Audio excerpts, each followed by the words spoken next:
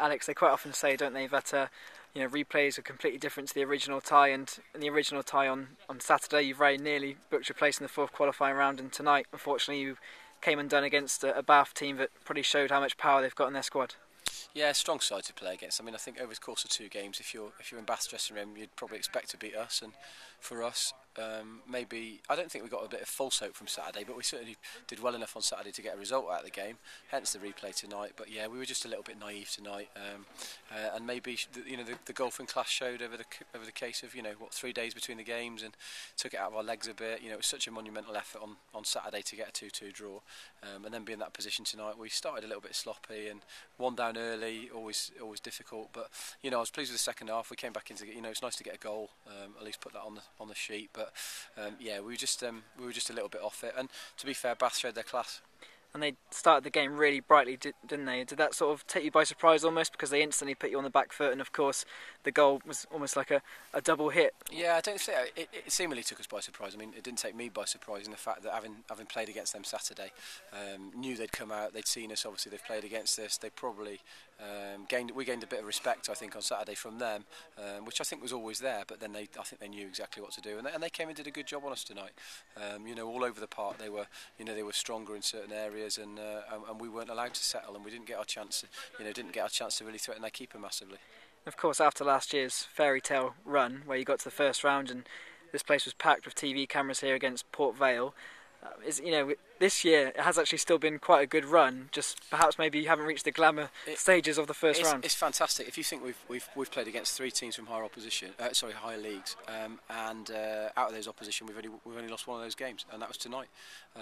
We've taken Bath City to a replay, we've taken Cirencester to a replay and then beaten them, and we've beaten Oxford City. So in any other year you'd take that. I think I've said before, because of last year and trying to eclipse what we did last year, very, very difficult. A lot of teams you find, certainly in the FA Cup at our level, have a run like we did and then dip out of the first port of call and maybe sometimes lose to lower opposition, and that's the nature of this competition, and it's brilliant for that. But to be fair, it's another good run.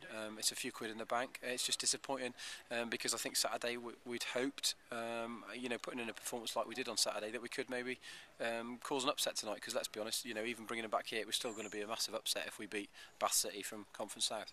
Obviously, it would have been East Thurrock in the next round, so it would have been a long journey.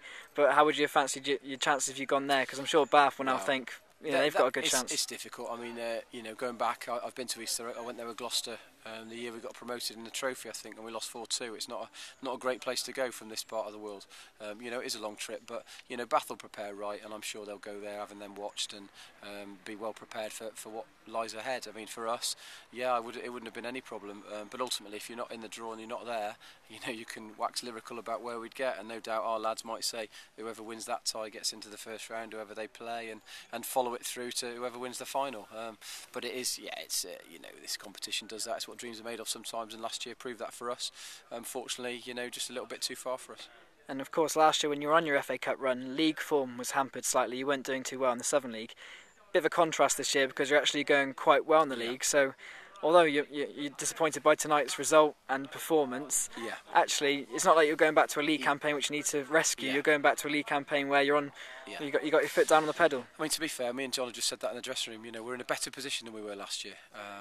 The FA Cup was taking over some of our league performances, and they were affecting them. Certainly, you don't want it to mentally or physically, but it was taking its toll a little bit on our league form. We're in a better position now than we were last year. We've had a big rebuild through the summer. Obviously, losing, I think John mentioned 10 players from our squad last year that played at Aldershot. We lost, so it's been a big rebuild, and it's been nice to see that the lads that have come in have took that and embraced that and embraced everything we do at the club here, and took that on, and we've had a good run in this competition, and we can't knock that. And you've now got those 2 lads from Hartbury College who were introduced tonight. I understand they were quite bright on Saturday and they look quite bright tonight. Does that give you more options in terms of your bench? Because quite often it's been yourself who's still registered as a player and maybe 1 or 2 lads who can come on, whereas tonight you've actually got a further 2 options you can add to your ranks now. Yeah, and I think it's always nice being able to name 7 subs in an FA Cup game, but just having that bit of strength and depth, a club like us needs that. We need to tap into Obviously Mark Richards at, at Hartbury for those players, and sometimes Scott Bartlett at Forest Green, and local things that we can do to just maybe give players opportunity to come into the club. We can't overhaul it and have 3, 4, 5 because they've got big commitments on Wednesdays with with college football as well. We've got 2 students with Phil and Sam from the University of Gloucestershire as well, so we've got to balance it up a little bit. But yeah, pleased to have 2 new faces in, and we're just always on the hunt, just to improve us. And if anybody does that and can come in and do that, we're more than happy to embrace it, and we've got to do that to keep the club moving in the right direction. And the great thing is you've got the league to focus on, but you've also got the Readingshire Cup and you've also got the FA Trophy, which you'd love to have a run in, I'm sure, as well. So it's not like this is it. There's plenty of other competitions. No, not at all. I mean, for us, it's a great little run in that, in the FA Cup, and like I've said previously, a few quid with a few games that we've won, so that all helps. But the trophy, is one we got knocked out very quickly last year by Mangotsfield on the back of the fact we'd had a good FA Cup run, and that was one of the games where we struggled because of the fact that we had bodies missing and here, there, and everywhere. So yeah, Larkhall's going to be a very difficult place to go. They're flying at the moment. They've come into the league, done ever so well. They beat us down there in the league.